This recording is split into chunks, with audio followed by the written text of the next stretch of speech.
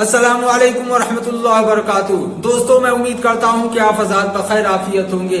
آج ایک مسئلے کو لے کر آئے ہیں کہ ایک مسئلہ ہے شب برات کے بعد والے دن یعنی 15 شعبان کے روزے کا، اس کو بھی سمجھ لینا چاہیے۔ روزہ جو 15 شعبان کا ہے وہ 15 شعبان کے دن کو ہے، اور 15 شعبان کا دن جو ہے 14 شعبان کے مغرب سے لگ جاتا ہے، یعنی جب مغرب کا وقت ہوتا ہے، جب سورج غروب ہو جاتا ہے، ڈوب جاتا ہے، تو 15 شعبان شروع ہو جاتا ہے، یعنی شب برات کی رات ہو جاتی ہے۔ 15 شعبان کو سمجھیے کہ شب برات کی رات ہے۔ تو اللہ کے نبی صلی اللہ علیہ وسلم کا عمل اس میں یہ تھا کہ زیادہ سے زیادہ عبادت کرتے تھے اس رات میں، اور دوسری عمل اللہ کے نبی نے یہ فرمائی کہ قبرستان تشریف لے گئے، اور تیسرا عمل یہ ہے کہ دوسرے دن یعنی 15 شعبان کو اللہ کے نبی نے روزہ رکھا۔ تو اس میں سمجھنا یہ ہے کہ 15 شعبان کو اللہ کے نبی نے روزہ رکھا، اس کا حکم دیا، مگر صرف ایک حدیث، اور وہ بھی ضعیف حدیث ملتی ہے کہ 15 شعبان کو روزہ رکھنا چاہیے۔ ایسے تو 15 شعبان، یکم شعبان سے لے کر 27 شعبان تک روزہ رکھنے کا اللہ کے نبی نے حکم دیا،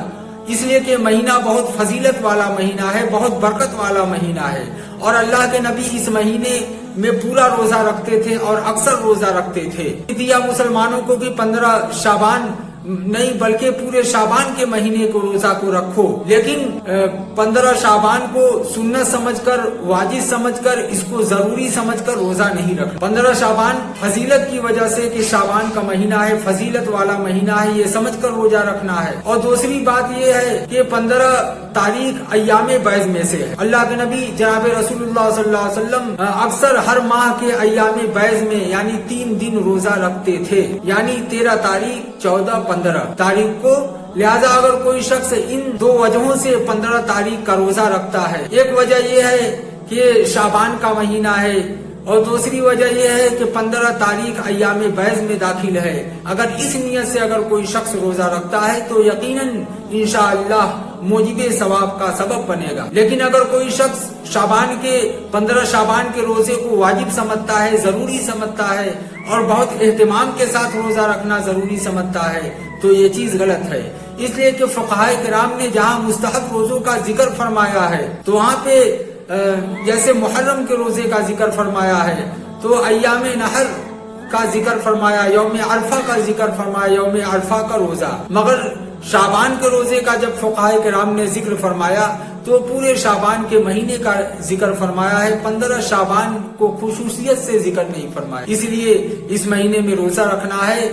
اور زیادہ سے زیادہ اس مہینے میں روزہ رکھنا ہے۔ اکثر اس مہینے کے اگر اللہ رب العزت توفیق دے، تندرستی دے، آپ کی صحت سلامت ہے، تو اس مہینے کے زیادہ سے زیادہ دن روزہ رکھیں، اور 15 تاریخ کو بھی روزہ رکھیں، مگر اس کو ضروری اور واجب سمجھ کر نہیں، بلکہ 15 تاریخ ایام بیض میں سے ہے، دوسرے یہ کہ شعبان کا مہینہ چل رہا ہے، اس نیت سے روزہ رکھیں، انشاءاللہ ثواب ملے گا۔ اور اس مہینے میں عبادت بھی خوب کریں، اللہ رب العزت کو اس مہینے کی عبادت بہت پسند ہے۔ اللہ کے نبی جناب رسول اللہ صلی اللہ علیہ وسلم نے اس مہینے کو اپنا مہینہ قرار دیا ہے، شعبان شہری و رمضان شہر اللہ، کہ شعبان میرا مہینہ ہے اور رمضان اللہ کا مہینہ، یعنی